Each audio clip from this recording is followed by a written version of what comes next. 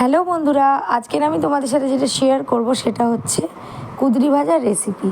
যদিও এটাই recipe share করার মতো কিছু নেই, তোমরা হয়তো সবাই খাও।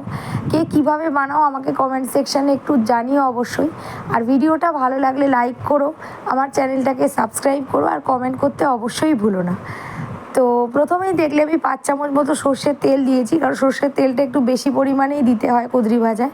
তার মধ্যে আমি কালো জিরে আর 2টো কাঁচা লঙ্কা ফোড়নে দিয়েছি। তোমরা চাইলে শুকনো লঙ্কাও দিতে পারো, বাট কাঁচা লঙ্কায় টেস্টটা বেশি ভালো হয় বলে আমার মনে হয়।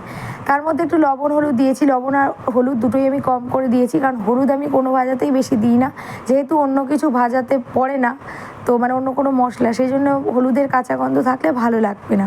আর লবণটা আমি প্রথমে কম দিই, শেষে সবসময় একটু চেক করে দিয়ে দিই, এতে লবণটা বেশি হয়ে যায় না কোনো রান্নায়।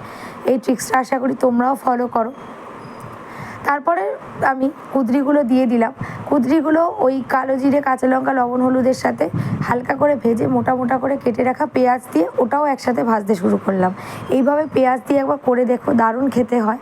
তো এইবারে আমি ঢেকে ঢেকে 10 মিনিট ধরে ভেজে নেব। হিমাদ্রিরা যেমন, মানে আমার শ্বশুরবাড়িতে ওরা একটু বেশি ভাজা খায় না, হালি ভাজা খায়, সেই জন্য এই অবস্থাতেই নামিয়ে দেয়। একটু টক ভাবটা এতে বজায় রাখে, কুঁদরির যে নিজস্ব টেস্ট আছে।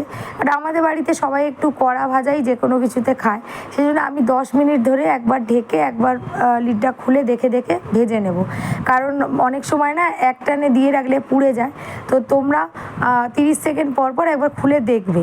তারপরে দেখতেই পাচ্ছ আমার সিক্রেট ইনগ্রিডিয়েন্ট পোস্ত গুঁড়ো ছড়িয়ে দিলাম। চাইলে তোমরা ধনেপাতাও দিতে পারো, বাট আমি দিই না, একবার করে দেখো।